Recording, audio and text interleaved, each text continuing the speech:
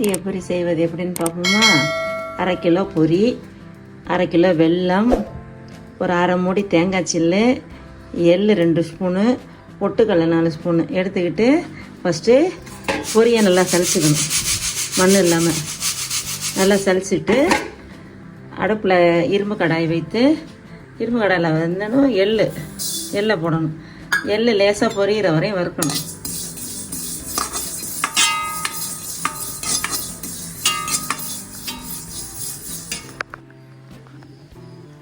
எள்ளை வறுத்து எடுத்துக்கிட்டு அப்புறம் தேங்காய் சில்லை போடணும்.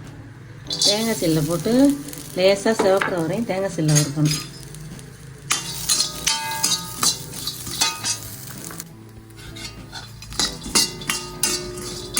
லேசாக தேங்காய் எண்ணெய் வாசம் வர வரையும் வறுக்கணும். ரொம்ப வறுத்துட்டோம்னா சாப்பிடும் போது டேஸ்ட் இருக்காது.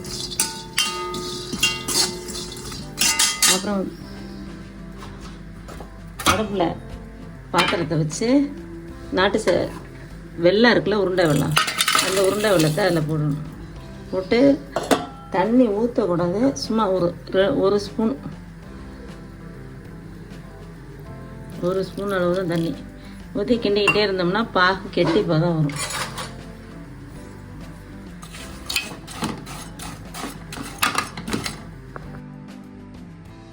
பாகு ரெடி ஆகிறதுக்குள்ளேயே இந்த சலிச்ச பொடியை ஒரு பாத்திரத்தில் கொட்டிக்கணும். அதில் கருப்பு எள்ளு வறுத்தோம்ல, அந்த எள்ளு போட்டுக்கணும்.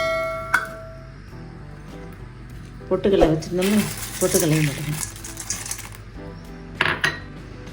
தேங்காய் நல்லா வறுத்து வச்சுருந்தோம்னா அந்த தேங்காயும் போட்டுக்கணும்.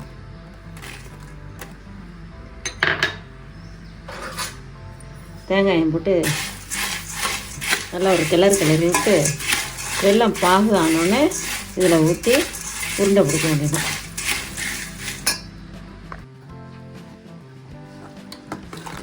பாகு ஒரு நிமிஷம் அப்படியே கிண்டி இருந்தோம்னா ஓரளவு கெட்டி ஆயிடும். அது கரண்டியால் எடுத்து ஒரு கிண்ணத்தில் ஒரு சொட்டு விடணும். தண்ணியில் ஒரு கிண்ணத்தில் தண்ணியை வச்சுட்டு ஒரு சொட்டு விட்டோம்னா அது பாகு இருக்கும். அதை எடுத்து இப்படி லேசாக ஒரு உருண்டை விட்டணும். இந்த மாதிரி உருட்டணும். இந்த மாதிரி உருட்டை வந்துருச்சுன்னா பாகு ரெடி ஆயிடுச்சுன்னு அர்த்தம். அடுப்பை ஆஃப் பண்ணிவிட்டு பாகை நம்ம அந்த பொரியில் ஊற்றி கிளறிடலாம்.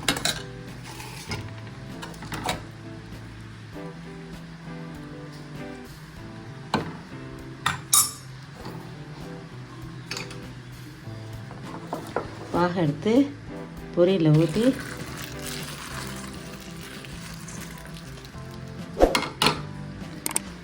கிளறி உருண்டை பிடிக்க வேண்டியது. இந்த மாதிரி கிளறி லேசாக சூடாக இருக்கும்போதே உருண்டை பிடிச்சிடும். பாகு ஊற்றி லேசாக சூடாக இருக்கும்போதே இந்த மாதிரி கிளறி எடுத்துக்கணும். கிளறி எடுத்துக்கிட்டு லேசாக நெய் லேசாக தொட்டுக்கிட்டு உருண்டை பிடிக்கணும். ஒரு உருண்டை பிடிச்சி வச்சுருக்கேன் பாருங்கள். உருண்டை வந்துடும். உருண்டையை பிடிச்சி வச்சுக்கிட்டோம்னா கருத்தியை பொரி ரெடி. சாப்பிட்லாம் வாங்க.